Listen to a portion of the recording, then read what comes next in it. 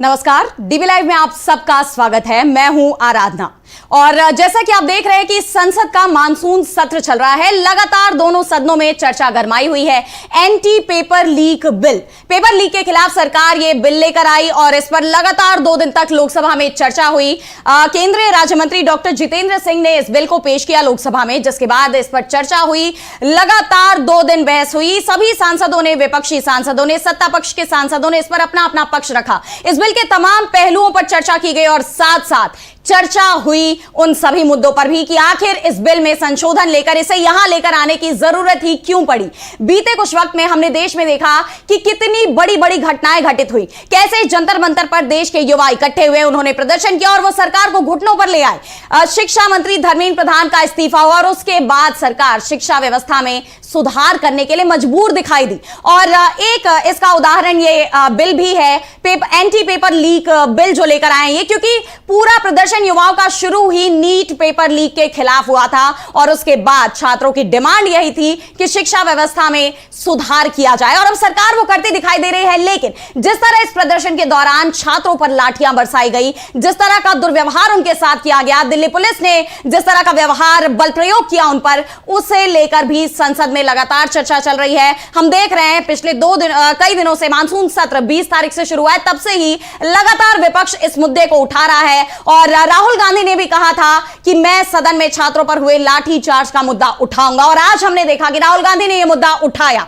जब राहुल गांधी ने यह मुद्दा उठाया तो बीजेपी सांसदों ने इस पर काफी विरोध भी जताया। राहुल गांधी के भाषण को बार बार रोकने की कोशिश की गई, उनका माइक बंद करने की भी माइक बंद भी किया गया, ऐसे खुद आरोप राहुल गांधी ने लगाए। वहीं जो भी बातें वो कह रहे थे उस पर बीजेपी सांसदों की तरफ से आपत्ति जताई जा रही थी, नारेबाजी किए जा रहे थे। उसके बाद राहुल गांधी ने भी स्पीकर को कह दिया कि अगर यहां से बीजेपी वालों को ही बोलने की इजाजत है तो मैं चुप हो जाता हूं। तो हमने देखा कि किस तरह संसद में पूरा बवाल मचा, लेकिन सबसे ज्यादा विवाद छिड़ा राहुल गांधी के उस आरोप पर जो उन्होंने गृह मंत्री पर लगाए। राहुल गांधी ने साफ कहा कि गृह मंत्री अमित शाह ने ही छात्रों पर लाठीचार्ज के आदेश दिए थे, जिस पर बीजेपी सांसद भड़क उठे, उन्होंने बवाल शुरू कर दिया। लेकिन राहुल गांधी ने वो भी वहां पर चुप नहीं हुए, वो बोलते रहे, उन्होंने अपनी पूरी बात रखी और इसके यानी बीजेपी का विरोध किसी भी काम नहीं आया। लेकिन जिस तरह से बीजेपी का विरोध दिखाई दे रहा था वो कहीं ना कहीं ये बता रहा था कि सरकार भी घबराई हुई है। तो इन सब पर हम आज चर्चा करेंगे और इस चर्चा के लिए हमारे साथ हमारे सहयोगी भी हैं, प्रोफेसर अखिल स्वामी जी। स्वागत है आपका अखिल स्वामी जी हमारे आज के इस कार्यक्रम में।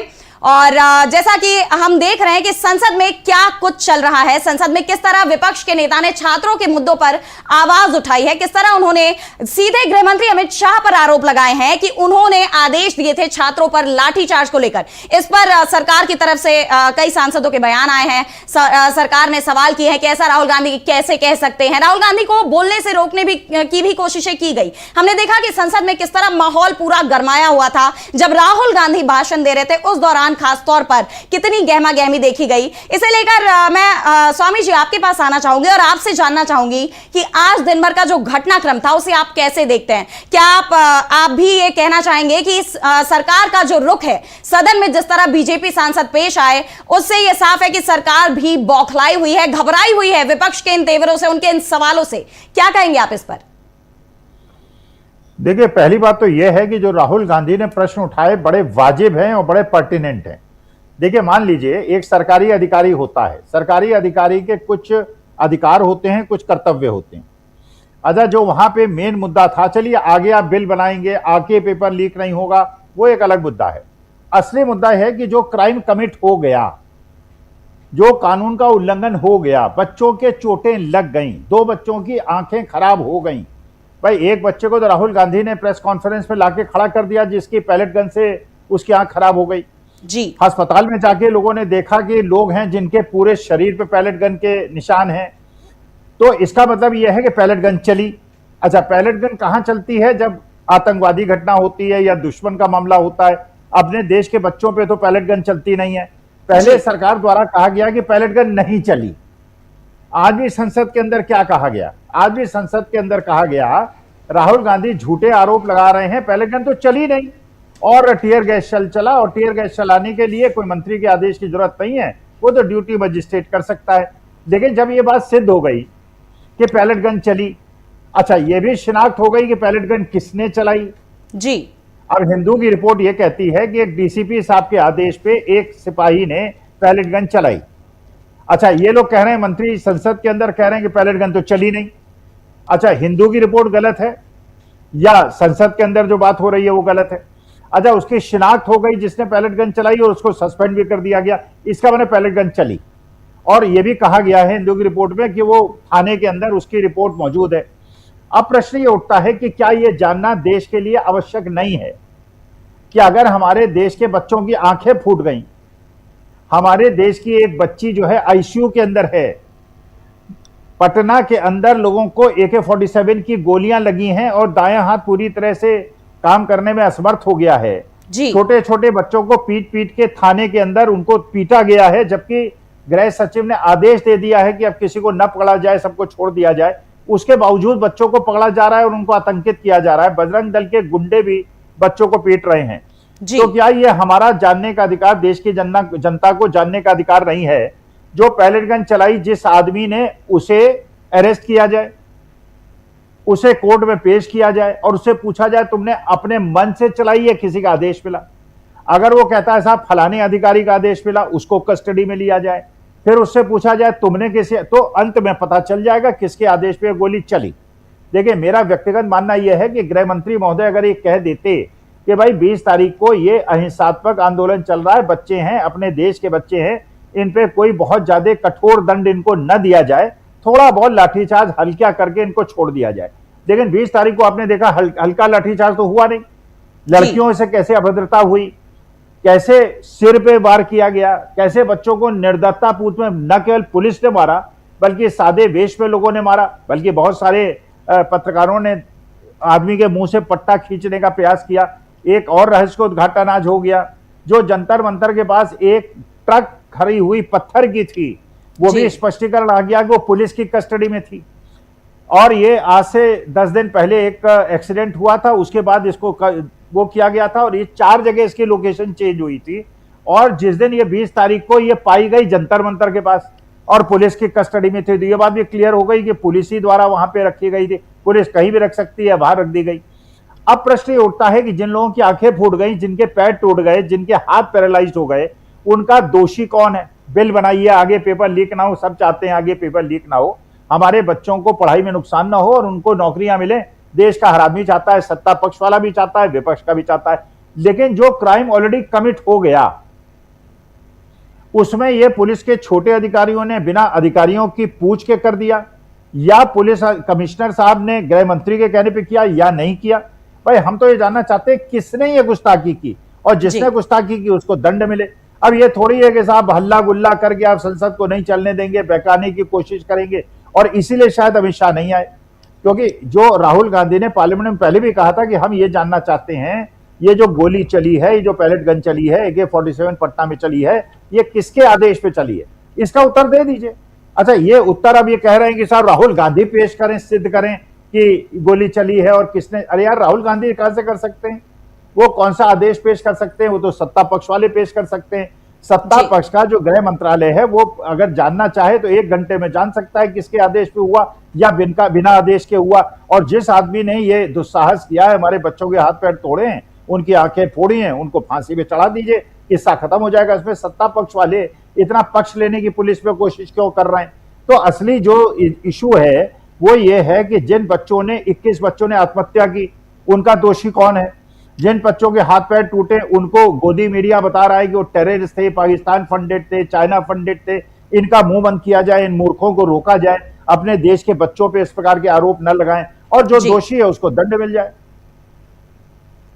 जी बिल्कुल, यानी देखा जाए तो राहुल गांधी छात्रों के हक की ही आवाज उठा रहे थे। वो यही कह रहे थे कि इन छात्रों का दोषी कौन है, गुनहगार कौन है, किसने आदेश दिए लाठीचार्ज के, आखिर क्यों छात्रों के साथ इतनी बर्बरतापूर्वक व्यवहार किया गया, क्यों उन्हें इस तरह से ट्रीट किया गया। और बीजेपी के सांसद राहुल गांधी को अपने सवाल भी पूरे रखने नहीं दे रहे थे। यहां तक कि राहुल गांधी अपनी बातें कह रहे थे कि इसके बाद संसद को स्थगित कर दिया गया। यह हुआ कि संसद स्थगित होगी, उसके बाद राहुल गांधी का भाषण होगा, लेकिन लेकिन राहुल गांधी का भाषण नहीं हुआ। संसद दोबारा जब शुरू हुई, लोकसभा जब दोबारा कार्यवाही शुरू हुई लोकसभा की, तो वहां पर केंद्रीय राज्य मंत्री डॉक्टर जितेंद्र सिंह आ जाते हैं सरकार की तरफ से जवाब देने। राहुल गांधी का भाषण पूरा नहीं होता है। ऐसे में सरकार का ये जो रवैया है वो कई सवालों से घिर जाता है, लेकिन राहुल गांधी भी पीछे नहीं हटे। उन्होंने संसद के बाहर जाकर अपनी बात कही। उन्होंने गृह मंत्री अमित शाह पर जो बयान दिया है उस पर अपना रुख स्पष्ट किया है। उनका बयान हम आपको सुनवाते हैं कि क्या कुछ कहा है राहुल गांधी ने, और उन्होंने एक चैलेंज भी दिया है कि अगर गृह मंत्री का कहना है कि उन्होंने आदेश नहीं दिया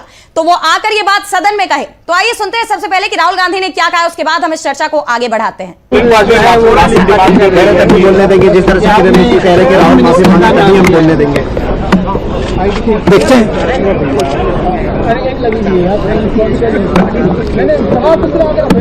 मैंने तो सिर्फ ये पूछा है कि दो ही ऑप्शन हो सकते हैं। एक ऑप्शन की होम मिनिस्टर ने ऑर्डर दिया,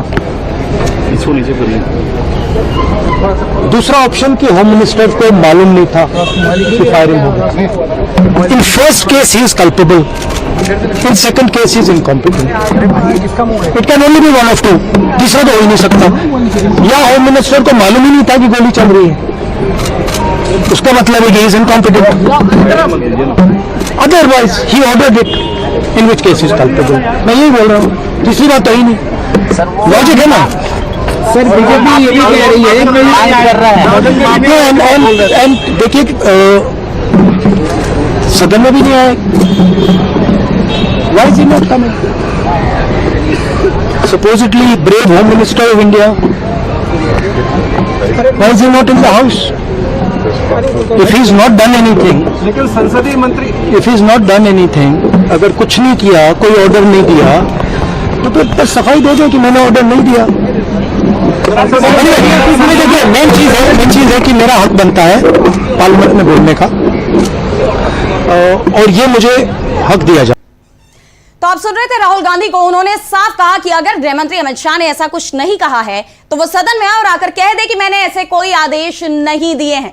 आखिर क्यों गृह मंत्री अमित शाह सदन से गायब है, क्यों वो सदन में नहीं आ रहे हैं? हम देख रहे पिछले 2 दिन से लगातार एंटी पेपर लीक बिल पर चर्चा हो रही है, आपने देखा संसद में, लेकिन गृह मंत्री अमित शाह इस दौरान मौजूद नहीं रहे। जबकि यह मामला यहां पर सिर्फ और सिर्फ शिक्षा का नहीं है, बल्कि गृह मंत्रालय के तहत सुरक्षा का भी मुद्दा यहां पर आता है। छात्रों की सुरक्षा, उन प्रदर्शनकारियों पर जो लाठियां बरसाई गई, उस मुद्दे पर राहुल गांधी ने तो पहले ही कहा था कि मैं ये मुद्दा उठाऊंगा, मैं इस पर जवाब मांगूंगा सरकार से। तो ऐसे में गृह मंत्री का सदन में ना आना, वो भी तब जब राहुल गांधी भाषण दे रहे हो, क्योंकि आमतौर पर यह देखा गया है कि जब भी राहुल गांधी सदन में बोलते हैं, जब भी वो संसद में बोलते हैं, तो गृह मंत्री अमित शाह वहां मौजूद रहते हैं। और सिर्फ वो मौजूद नहीं रहते, बल्कि अपनी मौजूदगी दर्ज भी कराते हैं, राहुल के भाषणों पर सवाल करते हैं, वो राहुल गांधी को चैलेंजेस भी देते हैं, और कई बार तो तीखी बहस भी देखी जाती है दोनों नेताओं के बीच, संसद में बहस के बीच में। तो ये सब दिखाई देता है। लेकिन इस बार जब गृह मंत्री अमित शाह सदन में मौजूद नहीं है तो सवाल उठ रहे हैं, कांग्रेस के नेता सवाल कर रहे हैं, जनता भी सवाल कर रही है। स्वामी जी, जिस तरह गृह मंत्री अमित शाह मौजूद नहीं है और अब राहुल गांधी ने जो ये चैलेंज दिया है कि अगर आप निर्दोष हैं, आपने कोई आदेश नहीं दिए हैं, तो आकर आप सदन में कह दीजिए कि मैंने कोई आदेश नहीं दिया। आप क्या कहेंगे इस पर? आपका क्या रुख है कि वाकई गृह मंत्री अमित शाह जो मौजूद नहीं है, इसके पीछे की वजह क्या हो सकती है? क्या लगता है आपको? देखिए, मुझे तो ऐसा लगता है वजह यह हो सकती है कि वो सदन में नहीं आ रहे हैं और जवाब नहीं दे रहे हैं कि इसका माने आदेश उन्होंने ही दिया था। देखिए, अगर उन्होंने आदेश न दिया होता, मान लीजिए उन्होंने आदेश न दिया होता और उनके आदेशों के बिना ये पैलेट गन चली होती, तो वो ये जांच बिठा देते और कहते कि ठीक है 24 घंटे के अंदर हम इसकी रिपोर्ट पेश कर देंगे संसद के अंदर कि ये गोली किसने चलाई। भाई ये बात तो पता चल गई ना, गोली चली। ये लाठीचार्ज का मामला नहीं है। देखिए, लाठीचार्ज तो कोई भी जो वहां ड्यूटी मजिस्ट्रेट होता है वो आदेश दे सकता है।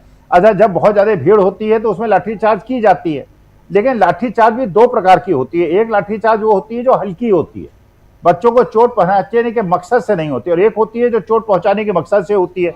इस बार जो लाठीचार्ज हुई उसमें एक विशेषता ये थी, पहली बात तो यह है कि वो चोट पहुंचाने के लिए हुई थी। नंबर 2, वहां पे ऐसे पुलिस वाले थे जो वर्दी में नहीं थे, या उनके बैजेस नहीं थे, या उनकी नेम प्लेट्स नहीं थी। ऐसे भी लोग थे जो कि मुंह ढके हुए थे और प्लेन ड्रेस में थे। अच्छा, उनकी वीडियो भी है, उनकी फोटोग्राफ भी है।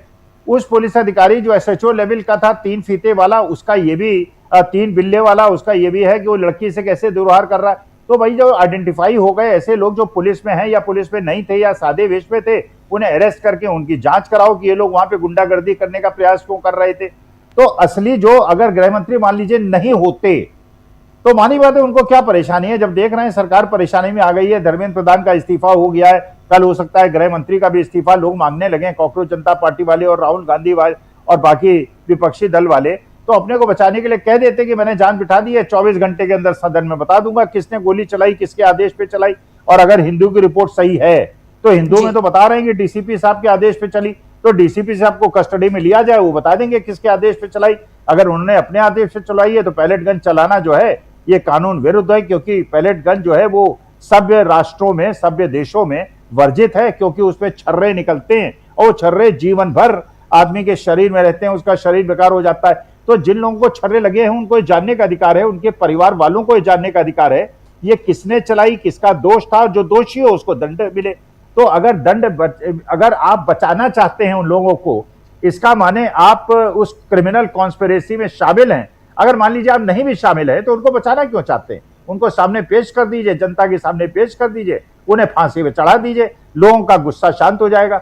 लेकिन अगर आप खुद भी नहीं आएंगे, ये भी नहीं बताएंगे कि आदेश आपने दिया था या नहीं दिया था, और जिसने आदेश दिया था उसको भी बचाने का प्रयास करेंगे, तो देश को अराजकता की तरफ और अशांति की तरफ तो सरकार पहुंचाने का प्रयास कर रही है। इसमें जो वो प्रदर्शन करने वाले हैं वो कहां से दोषी हो गए? वो तो एक जेन्युइन डिमांड कर रहे हैं, उनके जेन्युइन डिमांड को मान लीजिए। जी बिल्कुल, यानी जो प्रदर्शनकारी हैं उनकी जो डिमांड थी वो सरकार ने वैसे तो आखिरकार मानी, इस्तीफा हुआ धर्मेंद्र प्रधान का, लेकिन इसमें 36 दिन लग गए। छात्रों को इसके लिए भूखे प्यासे रहना पड़ा, लाठियां खानी पड़ी, और जिस तरह देखा गया कि पूरा देश एकजुट हो गया, उसके बाद जाकर सरकार को समझ में आया कि हां अब देश बदलाव की मांग कर रहा है, जो गड़बड़ियां हैं उसे खत्म करने की मांग कर रहा है और हमें यह करना ही होगा। तो सरकार वहां तो झुकी, लेकिन जिस तरह का व्यवहार किया गया इस दौरान छात्रों के साथ, जब उसे लेकर संसद में सवाल किया जाता है तो यहां सरकार के तेवर अलग दिखाई देते हैं। जब राहुल गांधी छात्रों का यह मुद्दा उठाते हैं तो राहुल गांधी को ही घेरने की कोशिश की जाती है। बीजेपी सांसद उल्टे राहुल गांधी पर ही आरोप लगाते हैं। गृह मंत्री को लेकर जो बयान राहुल गांधी ने दिया उसे लेकर राहुल गांधी से ही सबूत मांगे जाते हैं। तो ऐसे में अब राहुल गांधी ने भी कह दिया है कि अगर गृह मंत्री का कोई दोष नहीं है तो वो खुद आकर यह साबित कर दे। अगर सबका कहना है कि गृह मंत्री ने आदेश ऐसा नहीं दिया है तो गृह मंत्री ये बात आकर सदन में कह दे, जैसा अभी स्वामी जी ने भी कहा कि गृह मंत्री को क्या जांच बैठाना है और जांच की रिपोर्ट पेश कर देनी है। तो ये सारी की सारी सच्चाई निकलकर सबके सामने आ जाएगी। लेकिन सरकार यहां पर कहीं ना कहीं भागती हुई नजर आती है, जवाब देने की बजाय विपक्ष के सवालों से वो भागती हुई दिखाई देती है। लेकिन विपक्ष ने भी ठान लिया है कि इस बार वो सरकार से जवाब लेकर ही मानेंगे। जिस तरह राहुल गांधी ने सदन में यह मुद्दा उठाया और अभी शाम 6 बजे उनकी प्रेस कॉन्फ्रेंस भी होने वाली है। राहुल गांधी ने साफ कहा है कि भले वो हमारा माइक बंद कर दे, भले मुझे संसद में ना बोलने दिया जाए, लेकिन वो मेरी आवाज को दबा नहीं सकते। शाम 6 बजे प्रेस कॉन्फ्रेंस में वो इन सारी बातों पर अपना रुख साफ करेंगे। जो बातें उन्हें संसद में नहीं बोलने दी गई वो बातें भी वो वहां पर करेंगे। और जिस तरह अमित शाह के बचाव में पूरी बीजेपी उतर आई है राहुल गांधी के बयान पर, उस पर भी कांग्रेस की तरफ से प्रतिक्रिया दी गई है। कांग्रेस के सांसद हैं पवन खेड़ा, राज्यसभा सांसद हैं, उन्होंने भी बयान दिया है इस पर। राहुल गांधी के बयान पर के सपोर्ट में उन्होंने कहा है, गृह मंत्री पर सवाल किए हैं कि आखिर क्यों नहीं आते वो सामने, दोषी वो नहीं है तो कौन है। इस तरह से उन्होंने सरकार को भी घेरा है, गृह मंत्री को भी घेरा है। तो चलिए सबसे पहले आपको सुनवाते हैं पवन खेड़ा ने इस पर क्या कुछ कहा है, उसके बाद आपके पास आऊंगी मैं। स्वामी जी, आपसे जानना चाहूंगी इस पर। मैं स्पीच के दौरान जिस तरीके से होम मिनिस्टर का नेम मेंशन किया, मुझे एक बात बताइए, अगर गृह मंत्री जिम्मेदार नहीं है अपने मंत्रालय चलाने में तो क्या वो भी प्रॉक्सी हैं, कठपुतली हैं किसी की, कि पैलेट गन्स चल गई और गृह मंत्री को पता ही नहीं था? तो जिम्मेदारी तो गृह मंत्री की ही है। AK-47 चल रही है और गृह मंत्री के लिए आप कहेंगे कि नहीं वो जिम्मेदार नहीं है, तो क्या नागपुर से आदेश आते हैं? ये भी कमाल की बात कर रहे हैं। लेकिन सत्ता पक्ष का आपने आर्गुमेंट सुना सर, वो कह रहे हैं कि जब डिस्कशन संशोधन बिल पर है तो इसमें पुलिस के बिहेवियर, ये पुलिस का बिहेवियर किस पर हुआ था? नौजवानों पर हुआ था। नौजवान किस बात पर प्रोटेस्ट कर रहे थे? पेपर लीक पर कर रहे थे। क्या संबंधित नहीं है ये? अब वो तो अपोलॉजी डिमांड कर रहे हैं। करे ना होम मिनिस्टर आके अपोलॉजी, हम भी तो वही डिमांड कर रहे हैं। भैया लाठी किसने चलाई, पैलेट गन किसने चलाई? राहुल गांधी ने चलवाई। सरकार तो तुम्हारी है ना, तो माफी तुम ही मांगोगे। AK-47 क्या राहुल गांधी जी ने चलवाई? हम क्यों माफी मांगे? हम नौजवानों की आवाज उठा रहे हैं, उसके लिए माफी मांगे? जी नहीं, कभी नहीं मांगे। गतिरोध एक बार फिर से बरकरार। पूछिए इनसे जिन्होंने गतिरोध किया है, तो आप सुन रहे थे पवन खेड़ा को। उन्होंने साफ कहा कि जिन्होंने गलती की है उन्हें माफी मांगनी चाहिए। राहुल गांधी से माफी मांगने की जो मांग कर रहे हैं, इन्हें खुद आकर संसद में माफी मांगनी चाहिए। माफी मांगनी चाहिए कि छात्रों पर इस तरह कार्रवाई करने का आदेश दिया गया, किस तरह देश के वो युवा जो अपने हक की लड़ाई लड़ रहे थे उनके साथ इस तरह का बर्ताव किया गया। तो पवन खेड़ा ही नहीं बल्कि पूरी कांग्रेस पार्टी छात्रों के साथ खड़ी है। लेकिन जिस तरह सरकार का जो रवैया है इस पूरे मामले को लेकर, ना सिर्फ छात्रों पर हुए लाठीचार्ज को लेकर, बल्कि जिस तरह एंटी पेपर लीक बिल लाने में इतनी देरी हुई और उसमें इस तरह से संशोधन करना पड़ा, इन सभी चीजों को लेकर सरकार पर सवाल उठ रहे हैं। और हमने देखा कि सदन में यह पूरा मामला शिक्षा से जुड़ा हुआ है। यह पूरा प्रदर्शन शिक्षा व्यवस्था में सुधार के लिए हो रहा था। और सदन में जब यह बिल पेश करने का मौका आया तो वहां पर सामने आते हैं केंद्रीय राज्य मंत्री डॉक्टर जितेंद्र सिंह, ना कि शिक्षा मंत्री प्रहलाद जोशी, जबकि हालांकि वो अभी नियुक्त हुए हैं शिक्षा मंत्री के पद पर, लेकिन इस चर्चा से पहले उनकी नियुक्ति हो चुकी थी। तो ऐसे में सदन में इस बिल को पीएमओ के मंत्री पेश करते हैं, डॉक्टर जितेंद्र सिंह जब पेश करते हैं तो इस पर भी सवाल उठते हैं। स्वामी जी, जो सरकार का रवैया दिखाई दे रहा है, बिल पेश करने को भी डॉक्टर जितेंद्र सिंह सामने आते हैं, गृह मंत्री अमित शाह सदन में नहीं आते, जबकि राहुल गांधी ने तो साफ कहा था कि मैं सवाल करूंगा लाठीचार्ज पर। तो ये इन सभी चीजों को लेकर आप क्या कहना चाहेंगे कि क्या वाकई सरकार डरी हुई है? देखिए, पहली बात तो यह है, मैं पवन खेड़ा साहब और राहुल गांधी साहब के जो प्रस्ताव है उससे सहमत नहीं हूं। देखिए, माफी मांगने से यह चीज पूरी नहीं होगी। माफी मांगने से, देखिए, कानून जो है सबके लिए बराबर होता है। अगर मान लीजिए मैं अपने अधिकारों का अतिक्रमण करके मान लीजिए पैलेट गन चलवा दूं और लोगों की आंखें फूट जाएं और मैं माफी मांग लूं, अरे ये कौन सा तरीका हुआ? गोली चला दो, अगला आदमी मर गया, माफी, मैंने मर्डर कर दिया, फिर मैंने माफी मांग ली तो मर्डर का दंड मुझे ना मिले। अरे दंड तो मिलना चाहिए ना। जिस आदमी ने गोली चलाई किसके आदेश पे चलाई हुई, जिसने भी आदेश दिया उसको दंड मिलना चाहिए। माफी का कहां से बात आ गई? तो मैं तो इस बात से सहमत नहीं हूं कि अमित शाह साहब माफी मांग ले तो इस केस को खत्म कर दिया जाएगा। दूसरी बात, आपने कहा कि सरकार झुक गई। मैं नहीं मानता कि सरकार झुकी, क्योंकि अगर सरकार झुकी होती तो धर्मेंद्र प्रधान का इस प्रकार से जब वो इस्तीफा देने के बाद पार्लियामेंट के अंदर आए थे स्वागत ना होता, उनको पगड़ी ना पहनाई गई होती जी। इसका माने बेशर्म है सरकार, वो ऐसे आदमी को। अच्छा, तीसरी बात यह है, अगर 19 तारीख तक धर्मेंद्र प्रधान ने इस्तीफा दे दिया होता और 20 तारीख को संसद मार्च ना हुआ होता और पैलेट गन न चली होती, लाठी न चली होती, तो देश में अशांति पैदा होती क्या? भाई, अगर आपको धर्मेंद्र प्रधान का इस्तीफा लेना था तो आपने 20 तारीख के बाद क्यों लिया? और 19 तारीख को ले लेते तो ये सब कुछ ना होता, इतना झगड़ा ना होता, इतना डिस्कशन ना होता, इतना डिबेट ना होता। बच्चों की एक ही डिमांड थी, धर्मेंद्र प्रधान का इस्तीफा हो जाता, वो अपने घर चले गए होते। आपने पहले सोनम वांगचुक को उठाया, फिर उसके बाद लाठी चलाई, फिर पैलेट गन चलाया, लोगों की आंखें फोड़ी, फिर कह रहे हैं धर्मेंद्र प्रधान ने बहुत बड़ा त्याग कर दिया, उन्होंने इस्तीफा दे दिया। अब सवाल जो है पेपर लीक से ज्यादा ये सवाल हो गया कि 20 तारीख को जो आपने हमारे देश के बच्चों के साथ एक्सेसेस की है, उनकी आंखें फोड़ी हैं, उनको लाठियों से मारा है, लड़कियों के साथ अभद्रता की है, उसका दंड मिलना चाहिए। धर्मेंद्र प्रधान ने जो क्राइम किया था वो सिविल क्राइम था। Paper leak is a civil crime, और जो ये 20 तारीख को हुआ है वो क्रिमिनल क्राइम है। वो एक प्रकार का, और क्रिमिनल जो लॉ प्रोविडेंस है वो ज्यादा खतरनाक होते हैं और उसमें कोर्ट भी ज्यादा गंभीर होती है। तो 20 तारीख को जो बच्चों के साथ अन्याय हुआ है और उसके बाद उन बच्चों को धरपकड़ हुई है, उनको पीटा गया है, मारा गया है, इसके बाद अब असली मुद्दा यह है जो अमित शाह साहब का इस्तीफा मांगा जा रहा है। और ये इस्तीफे से नीचे मैं नहीं मानता हूं कि किसी को सहमत होना चाहिए। माफी करके अगर इस प्रकार से मामले खत्म होने लगे तो डकैत भी माफी मांग लेगा, मर्डर भी कर लेगा, रेपिस्ट भी माफी मांग लेगा, और उसके बाद कोर्ट में जाने की आवश्यकता क्या है? तो जो क्राइम कमिट हुआ है इस पे जो क्रिमिनल्स हैं, जो क्राइम में भागीदार हैं, उन्हें दंड मिलना चाहिए। माफी मांगने से किस्सा खत्म नहीं होना चाहिए। जी बिल्कुल, माफी मांगने से यह किस्सा खत्म नहीं होना चाहिए, क्योंकि ये छात्रों के साथ जो व्यवहार किया गया वो क्राइम है। एक तरह से उनके साथ जो व्यवहार किया गया वो नहीं होना चाहिए था, और सरकार माफी मांगकर छात्रों को न्याय नहीं दे सकती। क्योंकि अगर देखा जाए तो धर्मेंद्र प्रधान भी माफी मांग सकते थे, लेकिन इससे शिक्षा व्यवस्था में बदलाव नहीं होगा। इन सभी चीजों से छात्रों की वो डिमांड पूरी नहीं होगी जिसके लिए देश में इतना बड़ा आंदोलन देखा गया, जिसके लिए जंतर मंतर पर देश के अलग अलग कोने से युवा आकर इकट्ठे हो गए, किसानों से लेकर सेलिब्रिटी से लेकर राजनेताओं तक सभी ने उस प्रदर्शन को समर्थन दिया। तो सरकार अगर चाहती है कि देश की जनता में जो नाराजगी पनप रही है मोदी सरकार के खिलाफ वो कम हो, विपक्ष के जो हमले तेज होते जा रहे हैं वो कम हो जाए, तो इसके लिए सरकार को जरूरी है बदलाव लाना। और ये बदलाव जब तक नहीं आएगा तब तक सरकार इसी तरह घिरती रहेगी। सबसे बड़ा सवाल तो यही उठ रहा है कि ये bill anti paper leak bill जो सरकार लेकर आई, वैसे तो ये बिल 2024 में ही पास आ चुका था, लेकिन इसमें दोबारा संशोधन की जरूरत ही क्यों पड़ी?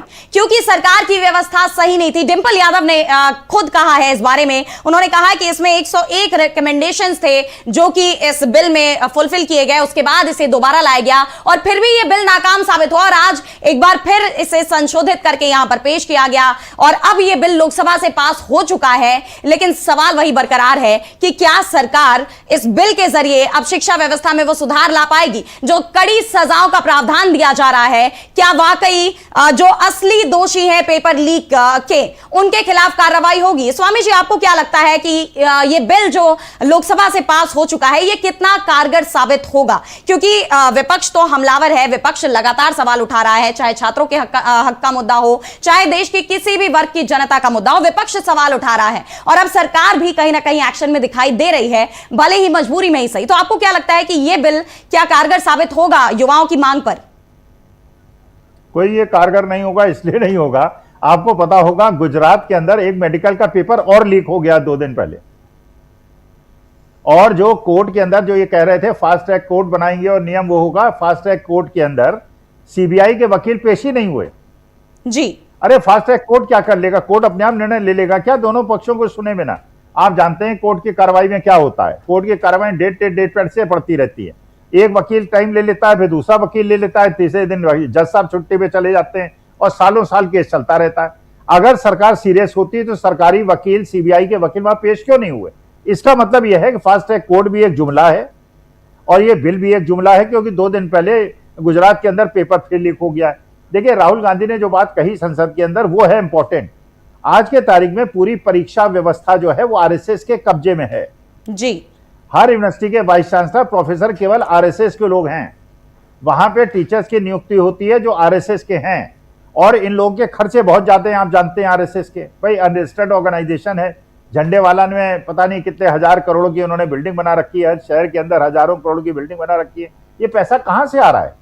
ये पैसा ऐसे ही तो आ रहा है। मैं आज सुन रहा था लखनऊ यूनिवर्सिटी के अंदर जो फीस है बेतहाशा बढ़ा दी गई है। इलाहाबाद यूनिवर्सिटी, काशी हिंदू विश्वविद्यालय, लखनऊ यूनिवर्सिटी, और वो फीस बढ़ा रहे हैं, बच्चों को सुविधाएं को दे नहीं रहे और फीस बढ़ा के करते क्या, आरएसएस के लोगों को, प्रचारकों को बुला लेते हैं, उन्हें मोटी फीस देते हैं, उनकी रहने की व्यवस्था कराते हैं, उनके खाने पीने की व्यवस्था कराते हैं, तो बच्चों से पैसा लूट के आरएसएस को दे रहे हैं। तो जब तक आरएसएस का इस पे कब्जा नहीं हटेगा तब तक शिक्षा व्यवस्था में बिल ले आइए, सुपर बिल ले आइए, हाइपर बिल ले आइए, कुछ नहीं होने वाला है, क्योंकि आरएसएस का कब्जा जब तक शिक्षा व्यवस्था में रहेगा कोई सुधार संभव नहीं। जी बिल्कुल, यानी आरएसएस का कब्जा, उसका कंट्रोल शिक्षा व्यवस्था से हटाना बहुत जरूरी है। यही बात राहुल गांधी भी सदन में कहते नजर आए। उन्होंने कहा कि शिक्षा मंत्री धर्मेंद्र प्रधान का इस्तीफा तो सिर्फ एक सतही था, असल में तो वो शिक्षा मंत्रालय चला ही नहीं रहे थे, इस पर पूरा का पूरा कब्जा आरएसएस का है।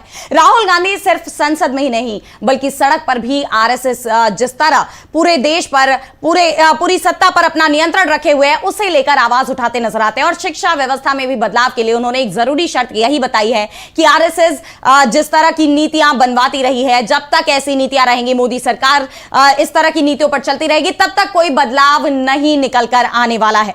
जिस तरह राहुल गांधी ने यहां सरकार की पूरी पोल खोलकर रख दी है, उन्होंने लाठीचार्ज के मुद्दे पर, शिक्षा व्यवस्था में जो गड़बड़ियां हैं उन तमाम मुद्दों पर जिस तरह खुलकर अपनी बात रखी है, उससे सरकार दबाव में दिखाई दे रही है। यही वजह रही कि सदन में उनके भाषण को इस तरह रोक टोक किया जा रहा था। उनके भाषण में राहुल गांधी को कहना पड़ा कि अगर मुझे बोलने की इजाजत नहीं है, अगर सिर्फ बीजेपी वालों को ही बोलने की इजाजत है तो वो ही बोले, मैं चुप हो जाता हूं। तो इस तरह अगर लोकसभा के नेता विपक्ष को सदन में कहना पड़ रहा है तो सवाल उठते हैं। सवाल ये उठते हैं कि आखिर सरकार हकीकत में उसकी मंशा क्या है? क्या वो छात्रों के, युवाओं के भविष्य को सिक्योर करने की दिशा में वाकई कार्यरत है? और सबसे बड़ा सवाल यह भी है कि जिस तरह राहुल गांधी ने मोदी को, पीएम मोदी को, अमित शाह को घेरा है। अमित शाह की माफी की जो मांग उठ रही है, क्या वो माफी मांगेंगे? ये जो आरोप लगाए राहुल गांधी ने, अभी शाम 6 बजे वो इस पर प्रेस कॉन्फ्रेंस भी करेंगे और इस प्रेस कॉन्फ्रेंस में क्या कुछ खुलासे करते हैं राहुल गांधी, इस पर सबकी नजरें रहेंगी। हम भी आपको इससे रूबरू करवाएंगे।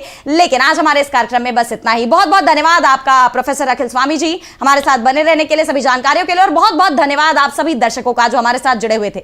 अब इसी के साथ मुझे दीजिए इजाजत, लेकिन देश दुनिया की तमाम बड़ी खबर के लिए आप देखते रहिए डीबी लाइव। नमस्कार।